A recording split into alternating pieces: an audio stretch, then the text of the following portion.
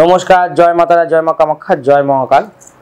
আজকে আপনাদের সাথে আপনাদের কোনো বিশেষ টিপস বা গুপ্ত প্রয়োগ না, আমার সাথে ঘটে যাওয়া কিছু অলৌকিক সত্য ঘটনা ভূতপ্রেতের উপরে, সেটা বলছি, আপনারা শুনুন, ভালো লাগবে।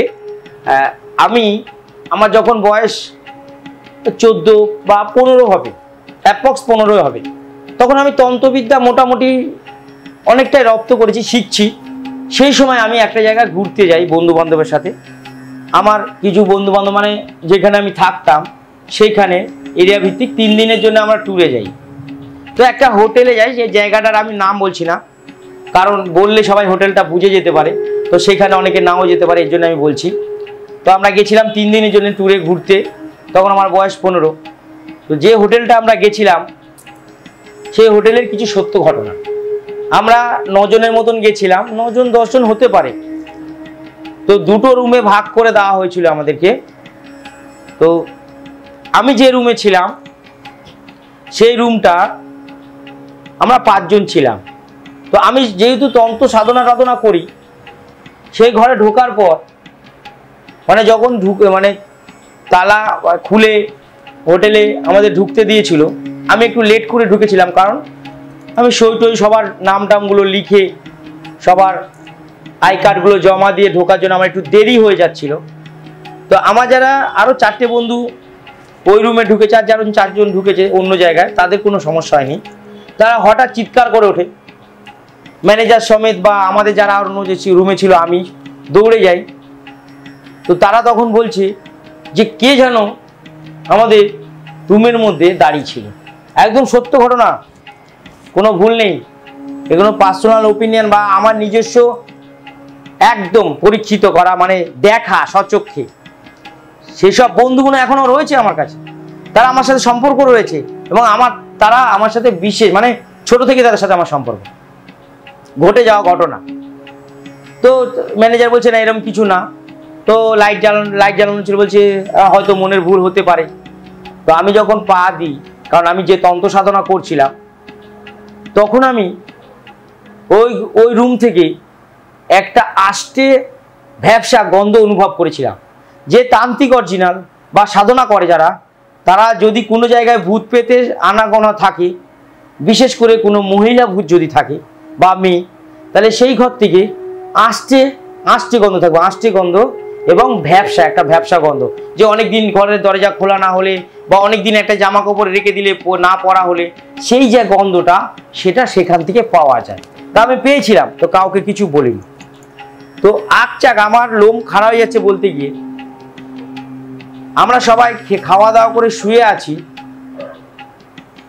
হঠাৎ আমাদের হোটেলের রুমের উপরে যে ফ্যানটা খুলে নিচে দাম করে পড়ে গেছিল হঠাৎ। তো আমি যখন বুঝেছিলাম যে এখানে কিছু দুর্ঘটনা ব্যাপার আছে, ওই দিন ফার্স্ট নাইট আমাদের, সবাই খুব ভয় পেয়ে গেছে। তো রুম চেঞ্জ করে দিতে বলা হয়েছিল, কিন্তু সেই মুহূর্তে ওই হোটেলে কোনো রুম ছিল না, তাই বাধ্যবাধকতা আমরা ছিলাম। এবং প্রত্যেকের পরের দিন সকালবেলা জ্বর হয়েছিল, শুধু আমার ছাড়া। তো এটা হচ্ছে প্রথম দিন।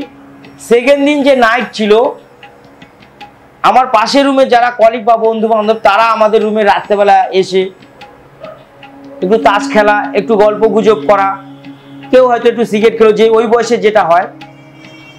তো 100% বলছি, বা বিশ্বাস করবেন না আপনারা, বাথরুম থেকে কারোর একটা কান্নার আওয়াজ ভেসে আসছে ওই বাড়ির ওই রুমের। তো আমাদের সবাই 9 জন তো একই জায়গায় আছি। তো আমাদের মধ্যে একজন সাহসী ছিল, নামটা বলছি, নাম হচ্ছে বিলুদা। প্রচন্ড সাহসী, যিনি আমাদের থেকে বয়স্ক একটু। সে দরজা একদম বাথরুমটা খুলেছে, যখন দেখছি কিছুই নেই, তখন কিন্তু আমি অলরেডি অনেক কাজ শিখেছি, বুঝতে পারি। হঠাৎ আমরা সবাই যখন বসে তাস খেলছি, একটু মুড়ি মাখা টাকা খাওয়া হচ্ছে, কান্নার আওয়াজটা বেড়ে গেল। হঠাৎ করে বাথরুমের দরজার দাম করে খুলে গেল। যখন আমরা সবাই তাকিয়েছি, একদম একটা কালো ছায়া, মেয়ে মানুষের মতন বাথরুম থেকে বেরিয়ে সোজা দরজার দিক থেকে দৌড় মেরেছে। আকচাক সবাই দেখা, মানে প্রত্যেকে চিৎকার চেঁচিমেচি করে 2-3 জন অজ্ঞান হয়ে গেছিল।